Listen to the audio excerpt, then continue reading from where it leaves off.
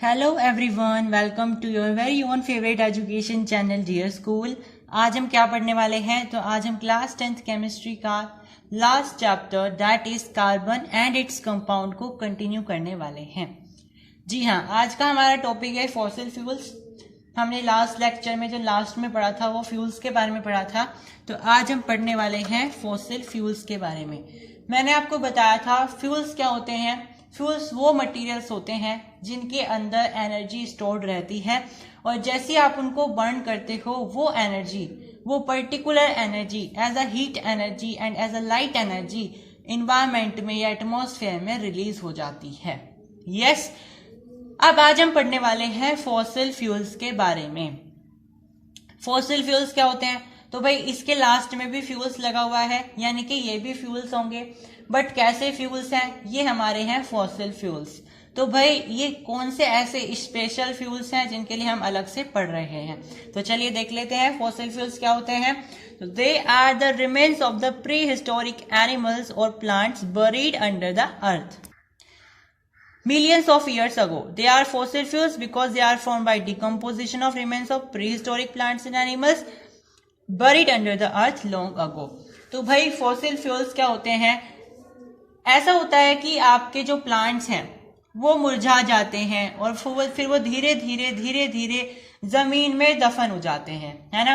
तो धीरे धीरे जब वो जमीन में दफन हो जाते हैं तो उनका धीरे धीरे क्या होता है? डिकम्पोजिशन होता है। और डिकम्पोजिशन ये जो होता है ये बहुत, जैसे प्लांट है आपका कोई, वो तो बहुत जल्दी हो जाएगा, लेकिन जैसे कोई हड्डी है, वुड हो गई, ठीक है, मोटी सी लकड़ी हो गई कोई, और जैसे कोई हम सामान मान सकते हैं, ये जो सारी चीजें होती हैं इनके डिकम्पोजिशन में बहुत ज्यादा समय लग जाता है ना। है तो ये भी बायोडिग्रेडेबल, लेकिन इनके डिकम्पोजिशन में बहुत ज्यादा समय लग जाता है। अब इनके डिकम्पोजिशन में बहुत ज्यादा समय लग जाता है तो इनके अंदर कुछ एनर्जी स्टोर होने लगती है, क्योंकि ये लगातार डिकम्पोज हो रही है। तो लगातार डिकम्पोजिशन प्रोसेस के कारण इनके अंदर बहुत सारी एनर्जी स्टोर होने लगती है, और जैसे हम इनको एक्सट्रैक्ट करते हैं फ्रॉम अंडर द अर्थ, तो इनके अंदर वो एनर्जी स्टोर रहती है। तो आप जैसे इनको बर्न करोगे इनके अंदर से वो एनर्जी हीट की फॉर्म में निकल जाती है। हीट के साथ साथ आप बोल सकते हो वो एनर्जी लाइट के फॉर्म में भी बदल सकती है, क्योंकि ये फ्यूल्स बन जाते हैं। तो भाई ये फ्यूल्स कैसे बनते हैं? आपके कोई प्लांट है, ट्री है, बोन्स हो गई, ये जो सारे बायोडिग्रेडेबल सब्सटेंसेस होते हैं, जब ये मिलियंस ऑफ ईयर्स में डिकम्पोज होते हैं, कहाँ पे डिकम्पोज होते हैं? Under the earth. Under the अर्थ क्यों चले गए ये? क्योंकि भाई जैसे ही ये मुरझाए, ये टूट करके गिर गए मिट्टी में, तो ये जो है नीचे चले गए मिट्टी में, फिर धीरे धीरे नीचे चलते गए, क्योंकि अंडर द सोइल ना एक इनर मूवमेंट भी चलता रहता है, जिसके कारण ये जो सारा सब्सटेंस होता है ये नीचे की तरफ चला जाता है। और अंडर द अर्थ बहुत हाई टेम्परेचर होता है, बहुत हाई प्रेशर होता है, जिसके कारण इन फॉसिल फ्यूल्स का फॉर्मेशन होता है, ठीक है। और इसी हाई टेम्परेचर, हाई प्रेशर के कारण, इसी डिकम्पोजिशन के कारण इन फॉसिल फ्यूल्स के अंदर एनर्जी स्टोर्ड हो जाती है, और ये एनर्जी कब निकलती है बाहर? जब आप इनको जलाते हो। तो जैसे आप इनको बर्न करते हो, इनमें से हीट निकलती है प्लस लाइट निकलती है, और इनको इसी वजह से हम बोल सकते हैं ये हमारे फ्यूल्स होते हैं। क्योंकि फ्यूल्स क्या होते हैं? ऐसे सब्सटेंसेस जिनके अंदर एनर्जी स्टोर्ड होती है पहले से ही, और वो एनर्जी जो कि स्टोर्ड है पहले से ही, वो बर्न करने पर हीट और लाइट की फॉर्म में बाहर निकल जाए।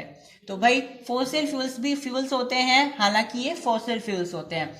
फॉसिल फ्यूल्स मतलब प्लांट्स या एनिमल्स के रिमेन से बना हुआ, ठीक है। जैसे कोई जानवर मर गया है तो जनरली क्या होता है, जो छोटे छोटे जानवर होते हैं उनको दफना दिया जाता है। अगर वो मर जाते हैं तो जब वो मर जाते हैं उनको दफना दिया जाता है, तो धीरे धीरे उनके बीच में डिकम्पोजिशन होना स्टार्ट हो जाता है। लेकिन अगर ये डिकम्पोजिशन मिलियंस ऑफ ईयर्स, सालों तक चलेगा, तो ये डिकम्पोजिशन की वजह से उस पर्टिकुलर सब्सटेंस में एनर्जी स्टोर हो जाएगी और वो फॉसिल फ्यूल्स बन जाएगा।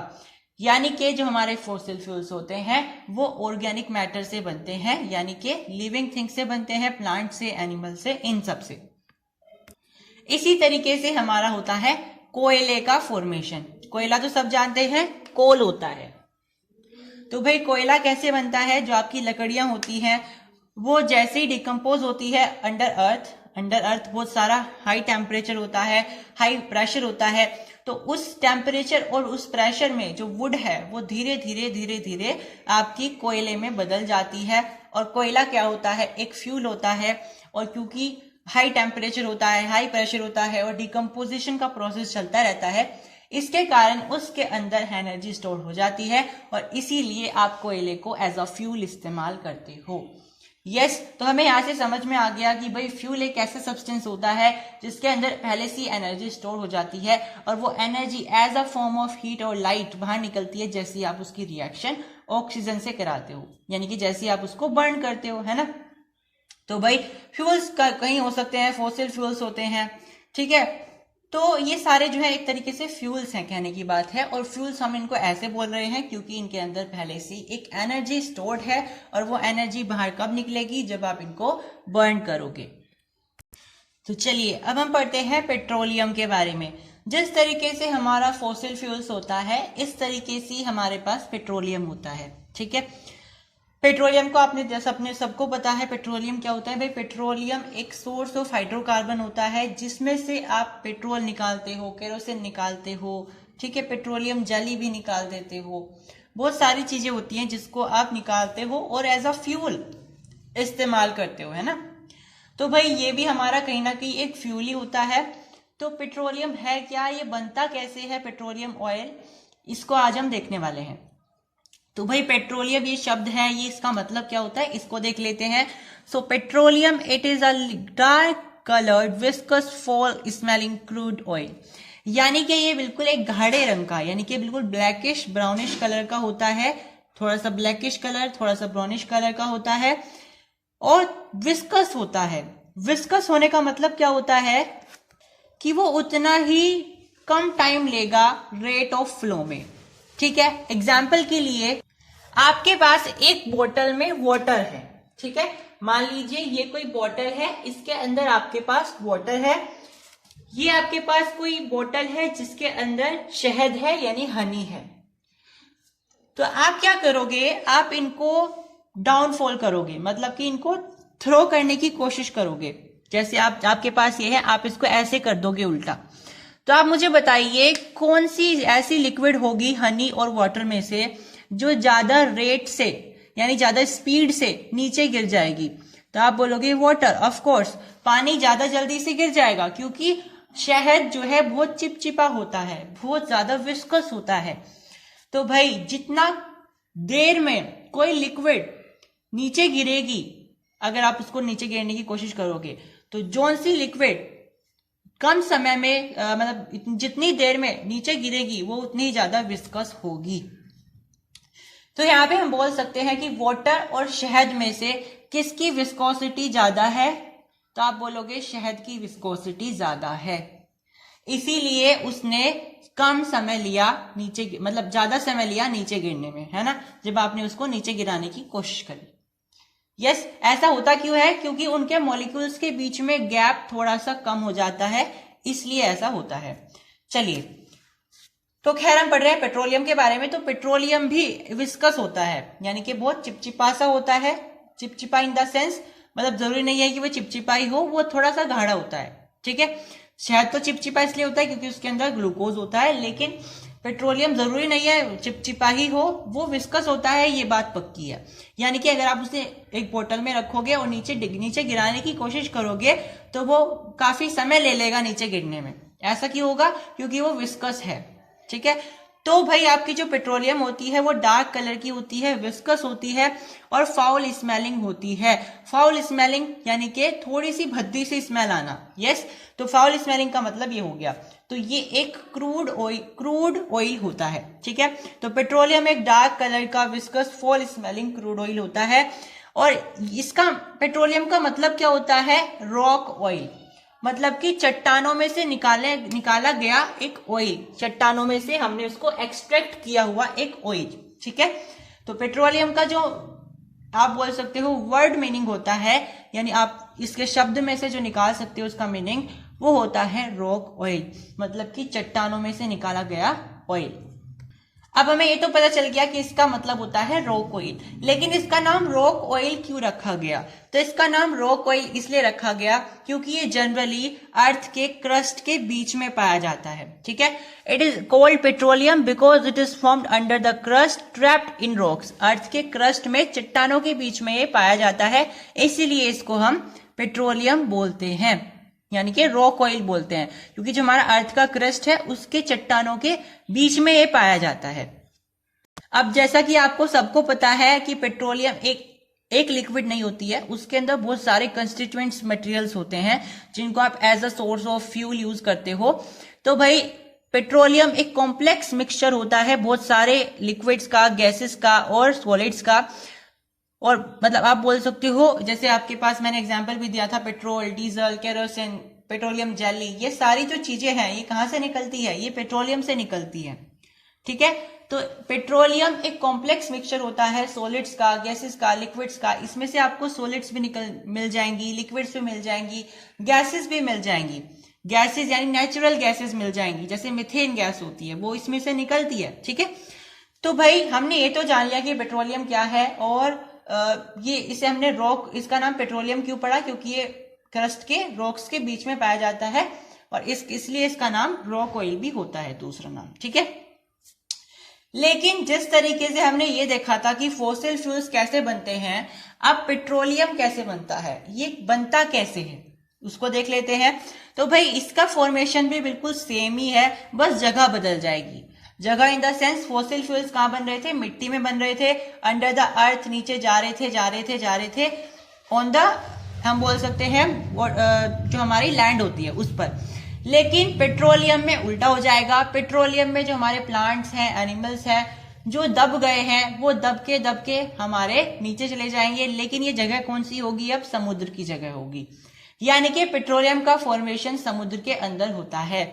यानी समुद्र में जो भी प्लांट्स होते हैं, वीड्स होते हैं, रेड्स होते हैं, वो सब के सब अगर टूट के गिर जाते हैं, मर जाते हैं, या जो उनसे एनिमल्स होते हैं, एक्वाटिक एनिमल्स, वो मर जाते हैं, तो वो क्या करेंगे? वो समुद्र में नीचे चले जाएंगे, समुद्र की मिट्टी में नीचे दफन हो जाएंगे, और फिर वहां पे दफन होते होते उनमें डिकम्पोजिशन रिएक्शन स्टार्ट हो जाएगी, और हाई प्रेशर और हाई टेम्परेचर के कारण वो सब के सब पेट्रोलियम ऑयल में बदल जाएंगे और नेचुरल गैस में बदल जाएंगे। तो इस तरीके से पेट्रोलियम की फॉर्मेशन होती है।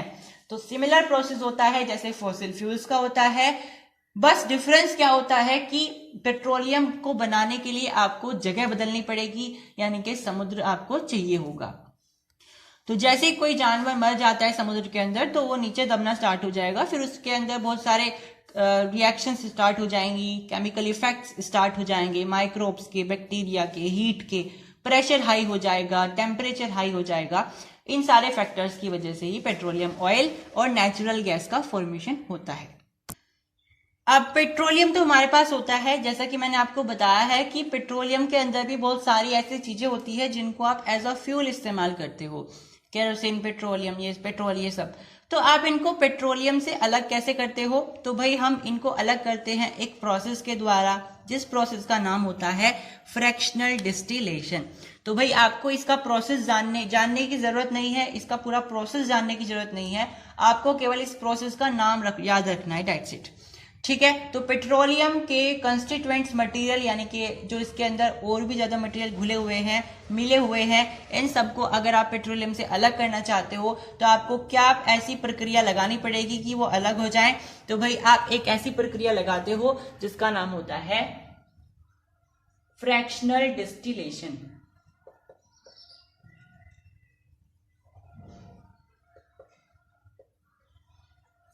तो भाई उस प्रक्रिया का नाम है फ्रैक्शनल डिस्टिलेशन। ये आपने 9th में भी पढ़ा होगा, लेकिन मैं आपको शॉर्ट में बता दूं। फ्रैक्शनल डिस्टिलेशन बेसिकली बेस होता है बॉइलिंग पॉइंट के ऊपर, यानी किसका बॉइलिंग पॉइंट ज्यादा है, किसका बॉइलिंग पॉइंट कम है, ठीक है। यानी कि आप क्या करोगे, पेट्रोलियम को बॉईल करना स्टार्ट कर दोगे। अब पेट्रोलियम तो बहुत सारी चीजों से मिलकर के बना हुआ है, तो जो मटेरियल उसके अंदर ऐसा होगा जिसका बॉइलिंग पॉइंट सबसे कम होगा वो सबसे ऊपर आ जाएगा, क्योंकि भाई उसके अंदर जितने भी मटेरियल्स होंगे वो बहुत हीटेड अप हो जाएंगे, और हीटेड अप होने से वो कहाँ जाएंगे? वो ऊपर की तरफ जाएंगे, है ना। तो वो ऊपर की तरफ आ जाएंगे, फिर ऐसे ही उसके नीचे आ जाएगा, एक उसके नीचे आ जाएगा, तो बहुत सारी लेयर्स बन जाएंगी। ठीक है, एग्जाम्पल के लिए आपके पास ये कोई कंटेनर है जिसके अंदर आपने रखा है पेट्रोलियम, और आपने क्या किया, इसको हीट करना स्टार्ट कर दिया, बॉईल करना स्टार्ट कर दिया, और यू कैन से। तो जैसे आप इसको बॉईल करोगे, इसके अंदर जो बहुत सारे कंस्टिट्यूएंट्स मटेरियल्स हैं, तो हर एक का बॉइलिंग पॉइंट अलग अलग होगा। जिसका भी बॉइलिंग पॉइंट सबसे कम होगा वो सबसे ऊपर आ जाएगा, क्योंकि जैसी कोई चीज गर्म होती है तो वो वेपोराइज होने की कोशिश करेगी, है ना। तो जैसे कोई चीज बॉईल होना स्टार्ट होती है, बॉइलिंग की स्टेज पर आती है, तो वो वेपोराइज करने की कोशिश करती है। वेपोराइज क्या करेगा, उस चीज को ऊपर की तरफ हवा में लेकर के जाएगा, तो वो ऊपर आ जाएगा। ठीक है, फिर उससे नीचे उससे कम वाली बॉइलिंग पॉइंट आएगा, मतलब कम बॉइलिंग पॉइंट वाली कोई लिक्विड आ जाएगी या कोई गैस आ जाएगी, फिर उससे कम वाली, फिर उससे ऐसे। ठीक है, तो जिसका सबसे कम होगा वो सबसे ऊपर आ जाएगा, मतलब सबसे कम बॉइलिंग पॉइंट जिसका होगा वो सबसे ऊपर आ जाएगी, फिर उससे ज्यादा वाला नीचे आएगा, उससे ज्यादा वाला नीचे आएगा। ठीक है, मैंने शायद अभी उल्टा बोल दिया था, आपको इस तरीके से ध्यान रखना है। ठीक है, क्योंकि भाई जिसका सबसे कम होगा वो सबसे ऊपर ही तो आएगा, वो सबसे जल्दी हीट के इन्फ्लुएंस में आ जाएगा, है ना। मान लीजिए जैसे वाटर है, वाटर का 100 डिग्री सेल्सियस पानी बॉइलिंग पॉइंट होता है, तो मान लीजिए इसके अंदर जितनी भी लिक्विड है उसमें सबसे कम 100 डिग्री सेल्सियस ही है, तो पानी सबसे ऊपर आ जाएगा। फिर कोई और सी लिक्विड है, उसका मान लीजिए 102 है, तो वो यहाँ पे आ जाएगा, किसी का 150 है तो वो यहाँ पे आ जाएगा। ठीक है, इस तरीके से होता है। जनरली सबसे कम जो बॉइलिंग पॉइंट होता है पेट्रोलियम के अंदर वो होता है पेट्रोलियम गैस का। ठीक है, सबसे कम होता है ब्यूटेमन का। तो यानी कि आप ऐसा बोल सकते हो, मान लीजिए सबसे नीचे वाला आ गया, तो सबसे नीचे कौन सा रहेगा भाई, ब्यूटेमन रहेगा, और सबसे ऊपर रहेगा पेट्रोलियम गैस, इस तरीके से। तो भाई हमने अपना फ्यूल का जो टॉपिक था वो खत्म कर दिया है, और आपका पेट्रोलियम वाला जो टॉपिक था वो फिनिश कर दिया है। अब हम स्टार्ट कर रहे हैं फ्लेम के बारे में, बट इससे पहले मैं आपको बता दूं कि जो आपने फ्यूल पढ़ा था, अगर आपको ये जानना है कि कौन सा फ्यूल ज्यादा एफिशिएंट है, मतलब कि कौन से वाले फ्यूल को जला करके आपको ज्यादा हीट मिलेगी या कम हीट मिलेगी, आप कैसे जान सकते हो, उसके लिए डिसाइड्स होती है उनकी कैलोरीफिक वैल्यू।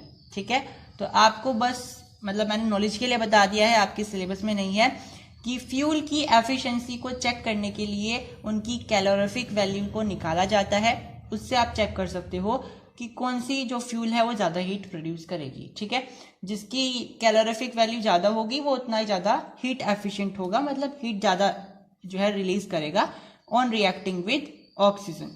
तो चलिए अब हम पढ़ने वाले हैं फ्लेम के बारे में। फ्लेम होता क्या है? फ्लेम एक ऐसा रीजन होता है जहां पे गैसियस सब्सटेंसेस का कॉम्बिनेशन होता है। ठीक है, यानी कि आप ये बोल सकते हो कि जब भी आप किसी चीज को जलाओगे तो वहां पे क्या होगा, वहां पे एक तरीके से लाइटिंग होगी, मतलब कि लाइट का प्रोडक्शन होगा, और लाइट के प्रोडक्शन में गैसेस भी निकलेंगी, है ना। मैंने आपको बताया था गैसेस भी निकलती है। तो भाई जैसे आप किसी चीज को जलाओगे तो लाइट भी निकलेगी, गैस भी निकलेगी। तो वे जो गैसेस होंगी अगर वो आपस में कंबाइन हो जाती है तो आप उसको बोलते हो कि वो फ्लेम है। अगर किसी चीज को जलाने पर वो गैस कंबाइन हो पा रही है तो वो चीज फ्लेम पैदा करेगी। अगर वो गैसेस कंबाइन नहीं हो पा रही है तो वो सब्सटेंस जो है फ्लेम पैदा नहीं करेगा। ठीक है, तो भाई फ्लेम क्या होता है? एक ऐसा रीजन होता है जहां पे गैसेस का कॉम्बिनेशन होता है। ठीक है, जनरली जब आप किसी गैस फ्यूल को जलाते हो, मतलब कि ऐसा फ्यूल जो कि गैसियस फॉर्म में है, तो आपका फ्लेम बढ़िया निकलता है, क्योंकि वो ऑलरेडी गैसियस फॉर्म में है तो उसमें गैस जो है कंबाइन हो जाती है इजीली। लेकिन जरूरी नहीं है कि केवल गैस ही आपकी फ्लेम प्रोड्यूस करें।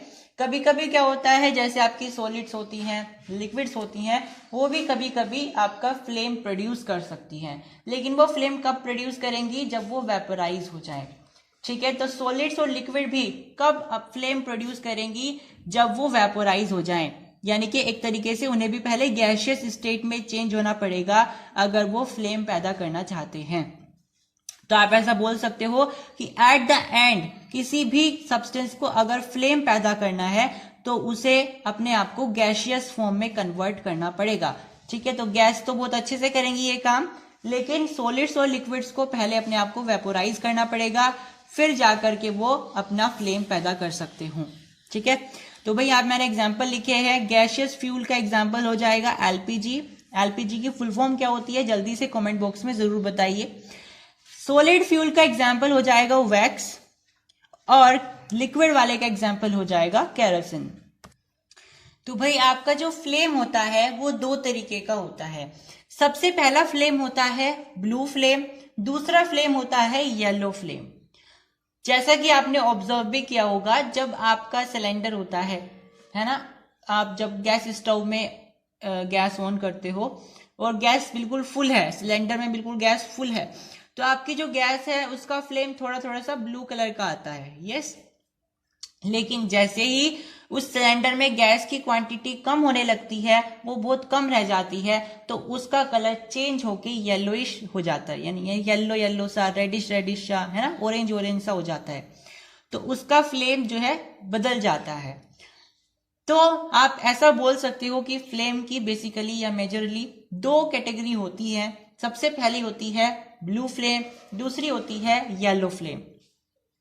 अब ऐसा नहीं होता है कि जब मर्जी करेगा फ्लेम का वो येलो हो जाएगा, जब उसकी मर्जी करेगा कि वो ब्लू हो जाएगा, है ना, कि मुझे ब्लू बनना है, अब मुझे रेड बनना है, मुझे येलो बनना है। ऐसा नहीं होता है। जैसा कि मैंने आपको एग्जाम्पल भी बताया, जब आपका गैस बिल्कुल फुल होता है तो ब्लू फ्लेम होता है, जब कम रह जाता है तो येलो हो जाता है। इसका मतलब है क्या, ब्लू फ्लेम कब पैदा होगा, जब आप ऑक्सीजन की सप्लाई बहुत ज्यादा करोगे किसी चीज को जलाने के लिए। मतलब कि जब आप किसी चीज को जला रहे हो और उसे ऑक्सीजन की सप्लाई पर्याप्त मात्रा में दे रहे हो, बिल्कुल उपयुक्त मात्रा में दे रहे हो, जितनी उसे चाहिए उतनी दे रहे हो, तो वो क्या करेगा, वो ब्लू फ्लेम प्रोड्यूस करेगा। लेकिन आपको याद रखना है कि कभी भी ब्लू फ्लेम ज्यादा लाइट प्रोड्यूस नहीं करेगा। हीट तो प्रोड्यूस करेगा लेकिन लाइट प्रोड्यूस नहीं करेगा। ठीक है। तो जैसे ब्लू जब आपका फ्लेम होता है तो उसमें से ज्यादा रोशनी नहीं आती, लेकिन जैसे ही गैस में सिलेंडर में गैस कम हो जाती है और बाद में जब येलो येलो फ्लेम आता है तो उसकी रोशनी ज्यादा होती है ना। तो इसीलिए होता है क्योंकि जब आपकी जो ऑक्सीजन है वो ज्यादा सप्लाई होगी, सफिशिएंट मात्रा में सप्लाई होगी, तो वो ल्यूमिनस नहीं रहेगा, वो नॉन ल्यूमिनस हो जाएगा, लेकिन हीट बहुत अच्छी प्रोड्यूस करेगा। इसका एग्जाम्पल हो जाएगा एलपीजी का। एलपीजी का मैंने अभी आपको एग्जाम्पल भी दिया, सिलेंडर वगैरह में इस्तेमाल होता है, डेट्स इट। येलो एक दूसरा फ्लेम होता है। येलो फ्लेम इसके जस्ट अपोजिट काम करता है। येलो फ्लेम कब पैदा होता है, जब ऑक्सीजन की सप्लाई आप सफिशिएंट मात्रा में नहीं करते हो, जब आप उसका कंबशन कर रहे हो, है ना। तो कंबशन के दौरान अगर आप किसी चीज का जो सफिशिएंट जो आपकी ऑक्सीजन सप्लाई है वो सफिशिएंट नहीं दे रहे हो, तो इसका मतलब ये है कि वो फ्लेम येलो हो जाएगा। और येलो फ्लेम आपका बहुत ज्यादा ल्यूमिनस होता है, चमकदार होता है, और बहुत ज्यादा लाइट भी प्रोड्यूस करता है, रोशनी भी प्रोड्यूस करता है। इसका एग्जाम्पल हो जाएगा मोमबत्ती। मोमबत्ती आपकी येलो फ्लेम पैदा करती है, कभी भी ब्लू फ्लेम पैदा नहीं करती है, यानी कि वो आपकी एक तरीके से बोल सकते हैं येलो फ्लेम वाली एग्जाम्पल हो जाएगा। तो भाई इसके बारे में आपके कुछ एप्लीकेशंस भी होती है, यानी जहां पे आप इनको रियल लाइफ में देख सकते हो इन चीजों को होते हुए।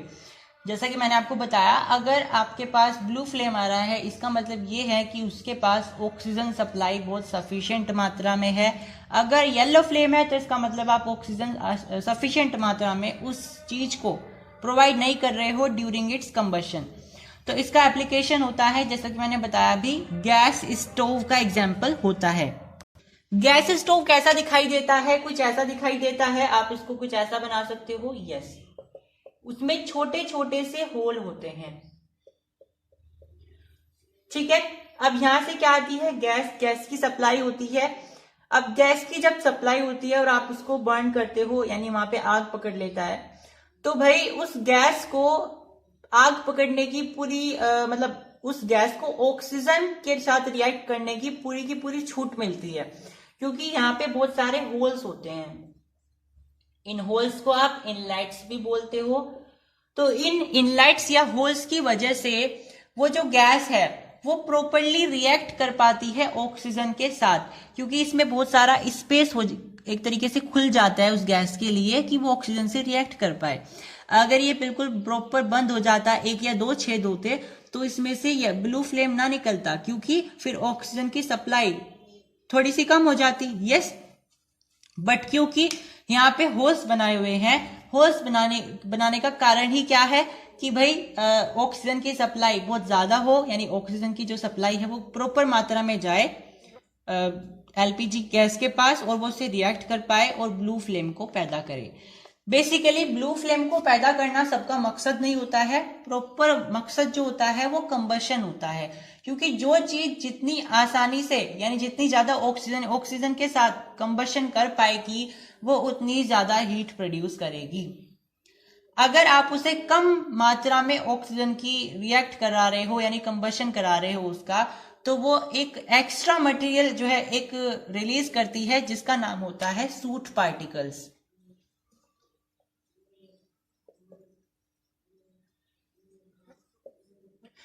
सूट पार्टिकल्स यानी कि देखो, आपने ऑब्जर्व भी किया होगा, जब आपका सिलेंडर खत्म होने लगता है, उसके पास क्वांटिटी ऑफ गैस कम हो जाती है और आप किसी बर्तन को अगर गैस पे चढ़ाते हो तो वो बहुत जल्दी काला हो जाता है।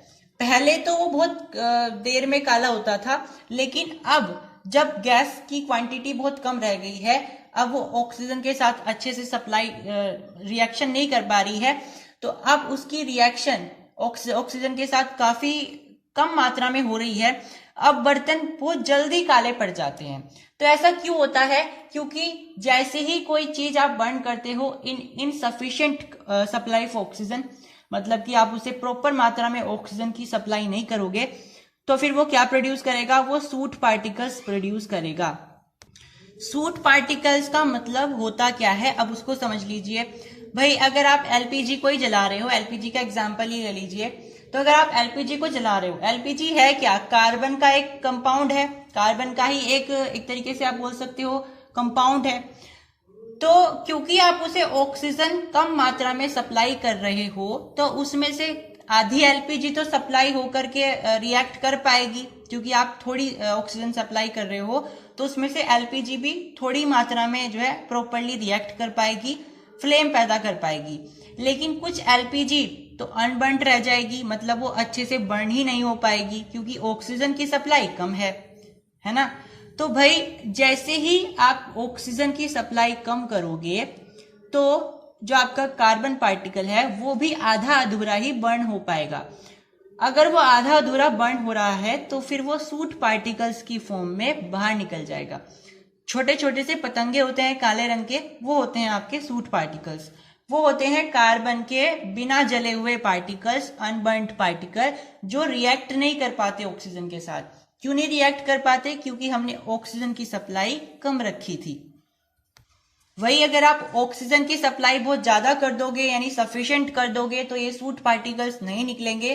ठीक है, तो आपने देखा भी होगा, अगर ब्लू फ्लेम भी है ना, तब भी बर्तन काला हो जाता है, लेकिन काफी लंबे समय के बाद होता है काला। लेकिन जैसे येलो फ्लेम आने लगता है तो बहुत जल्दी हो जाता है। तो भाई येलो फ्लेम का तो समझ में आता है कि वहां पे ऑक्सीजन की सप्लाई कम है, इसलिए शायद काला हो रहा है। लेकिन ब्लू फ्लेम में क्यों होता है काला? तो भाई आपके पास एक गैस स्टोव होता है, आप इसके ऊपर ही बर्तन रख देते हो, तो जितना भी सरफेस एरिया है उसमें से मैक्सिमम सरफेस एरिया ढक जाता है और ऑक्सीजन की सप्लाई में फिर से कट ऑफ हो जाता है। तो भाई अगर आप ब्लू फ्लेम रख रहे हो तो भी आपके बर्तन काले पड़ जाते हैं। ऐसा इसलिए होता है क्योंकि आप वहां पे बर्तन रखने की वजह से गैस स्टोव की जो ऑक्सीजन सप्लाई है उसको कट ऑफ कर रहे हो, क्योंकि मैक्सिमम एरिया आपने अपने बर्तन से ही कवर कर दिया है गैस स्टोव के ऊपर का। ठीक है, तो चाहे आप ब्लू फ्लेम लगाओ चाहे आप येलो फ्लेम लगाओ, बर्तन तो आपके काले पड़ ही जाएंगे। लेकिन ब्लू फ्लेम में आपके बहुत लंबे समय तक अगर आप बर्तन को रखे हुए हो गैस पे, तब जाकर के काले पड़ेंगे। लेकिन येलो फ्लेम में तो अगर आप 2 मिनट भी रख रहे हो तब भी वो काले ही पड़ जाएंगे। तो यहां से हमें ये समझ में आया कि आपके जो ब्लू फ्लेम होता है वो नॉन ल्यूमिनस होता है, उसमें से ज्यादा लाइट प्रोड्यूस नहीं होती है, ठीक है, हीट काफी प्रोड्यूस हो जाती है। वही जो येलो फ्लेम होता है, एक तो वो अच्छे से आपका बोल सकते हैं हीट प्रोड्यूस नहीं करता, और साथ में वो सूट पार्टिकल्स भी आपके प्रोड्यूस करता है, ठीक है। तो अगर आपसे कोई पूछे ब्लू फ्लेम अच्छा है या येलो फ्लेम अच्छा है, तो ऑफ कोर्स ही बात है ब्लू फ्लेम ज्यादा अच्छा होता है, क्योंकि येलो फ्लेम आपके क्या प्रोड्यूस करता है, येलो फ्लेम आपके अनबर्न्ड पार्टिकल्स यानी सूट पार्टिकल्स को प्रोड्यूस करता है, और सूट पार्टिकल्स बहुत बड़े पोल्यूटेंट्स होते हैं, इन्वायरमेंट में जाकर के पोल्यूशन को क्रिएट करते हैं। तो भाई ग्लो करने में और फ्लेम पैदा करने में फर्क होता है। आपने देखा होगा कुछ कुछ सब्सटेंसेस कैसे होते हैं, वो सिर्फ जलाने पर ग्लो करते हैं, वो फ्लेम पैदा नहीं करते हैं, क्योंकि वो या तो सॉलिड होंगे या लिक्विड होंगे, और वो ऐसे सॉलिड या लिक्विड कार्बन कंपाउंड्स होंगे जो कि वेपोराइज नहीं हो सकते होंगे। तो अगर वो वेपोराइज नहीं हो रहे हैं तो ऑफकोर्स ये बात है वो फ्लेम भी पैदा नहीं कर पाएंगे, और अगर वो फ्लेम पैदा नहीं कर पा रहे हैं तो वो सिर्फ ग्लो करेंगे। एग्जाम्पल के लिए जो कोयला होता है, चारकोल होता है, वो क्या करेगा, अगर आप उसे जलाओगे तो उसके पास ये प्रॉपर्टी नहीं होती है कि वो वेपोराइज हो जाए, और क्योंकि वो वेपोराइज नहीं होगा तो वो आपका फ्लेम भी पैदा नहीं करेगा। मैंने आपको बताया है फ्लेम पैदा करने के लिए आपको गैसियस फॉर्म में आना जरूरी है, और कोयला और चारकोल के पास ये प्रॉपर्टी ही नहीं होती है कि वो गैसियस फॉर्म में आ जाए यानी वेपोराइज हो जाए। तो फिर वो क्या करेंगे, वो सिंपल ग्लो करेंगे और हीट प्रोड्यूस करेंगे, दैट्स इट, ठीक है। सो आई होप आपको कॉन्सेप्ट ऑफ फ्लेम समझ में आया होगा। तो भाई अगला टॉपिक हमारा है chemical properties of carbon compounds के बारे में।